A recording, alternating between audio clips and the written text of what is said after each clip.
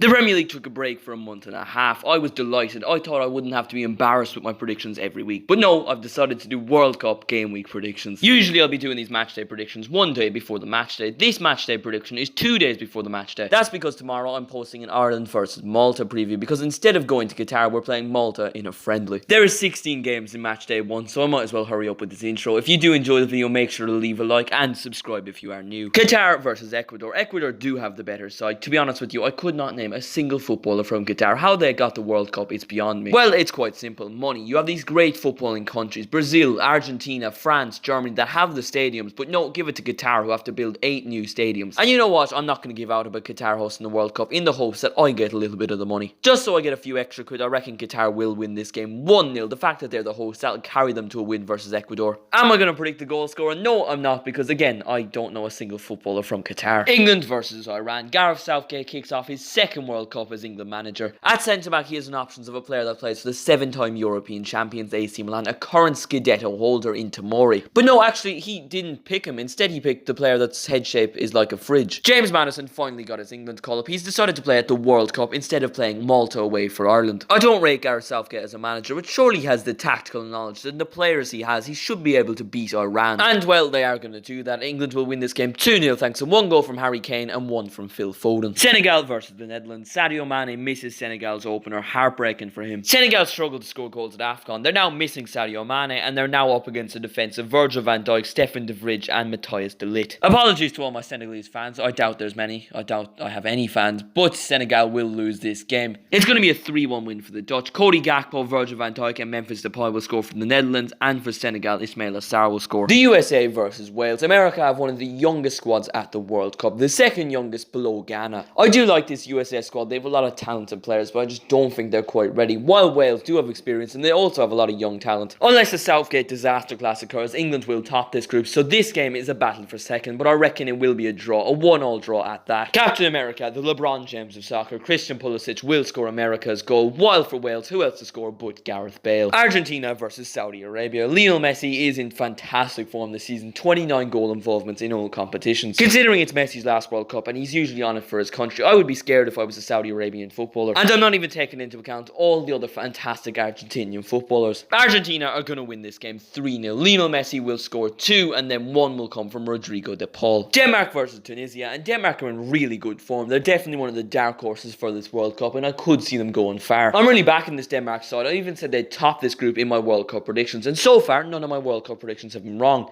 because the World Cup hasn't started yet. I think Denmark will win this game 2-1 thanks to goals from Damsgaard and Eriksson. Mexico versus Poland. Regular viewers of the channel will know I like to go bold on some predictions, and for some reason I said Raul Jimenez, who hasn't scored an open play goal for Mexico in 2 years, will score more World Cup goals than Robert Lewandowski, a player that was arguably robbed the Ballon d'Or twice. And you know what? I'm going to stick with it. I'm going to back it. Mexico are going to win this game 1-0 thanks to a goal from Raul Jimenez. Please don't come back to this video when Lewandowski scores a hat-trick. France versus Australia, and the predictions keep getting worse and worse. For some reason, I also said France would finish 3rd in their group and they wouldn't be going on to the knockout stages. It's the World Cup curse. It's going to happen again. What are the odds the current Ballon d'Or winner and the Real Madrid superstar Karim Benzema shows up versus the former Brighton goalkeeper? I'm going to stick with the fact France won't get out of this group, because if it comes off, I look like a genius, and if it doesn't, at least I died trying. This game will be a boring 0-0 draw, the first of the World Cup. Morocco versus Croatia. In the last World Cup, Croatia made it to the World Cup final. Luka Modric was the star man in what we all thought would be his last World Cup. Well, 1 Ballon d'Or and a Champions League later, he's still going and he's still Croatia's star man. People seem to not rate Luka Modric, and I don't think he deserved the Ballon d'Or that year, but come on, he's still a quality player. Just because he didn't get goals and assists, you don't base a striker off clean sheets.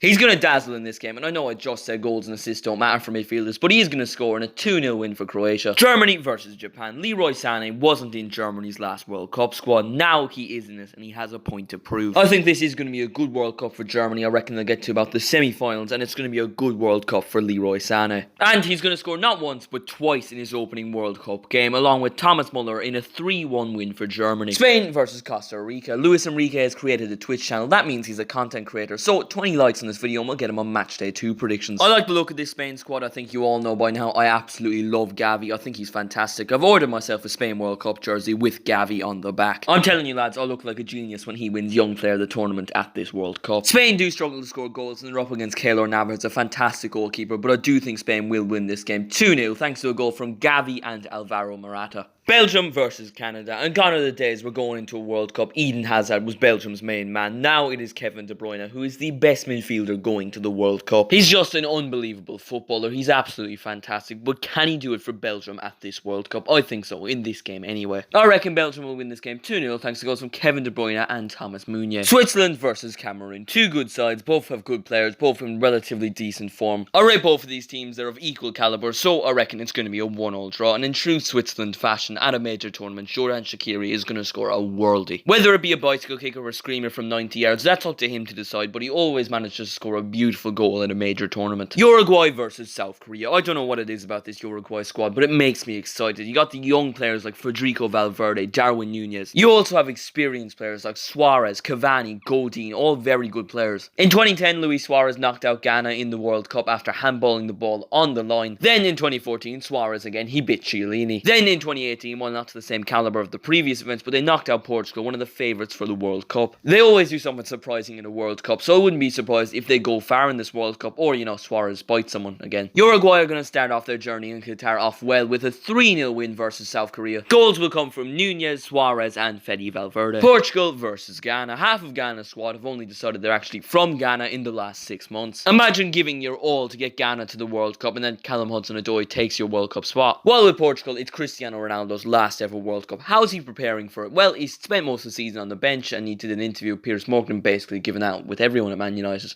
Bar Diego Dallo, who he actually gave a compliment to, so, you know, his confidence is skyrocketing. Portugal will start their World Cup off well with a 2-0 win. Cristiano Ronaldo and Bernardo Silva scoring. Brazil versus Serbia. This is going to be the game of the match day. I'm saving best for last. Brazil are going to absolutely demolish Serbia. Is this prediction because I don't like Serbia? Is it because I rate Brazil? Well, it's both. Brazil are going to win this game 4-1. Neymar is going to score 2, Vinicius Jr. is going to score 1, and Richarlison will score the other. So, that was my Matchday 1 World Cup predictions. Let me know what you thought of it in the comments. Let me know your Matchday 1 World Cup predictions in the comments. Thank you all so much for watching. Make sure to leave a like if you did enjoy. Subscribe if you are new. If you haven't already, make sure to go watch my World Cup predictions before they age terribly. Thank you all so much for watching, and I'll see you in the next one.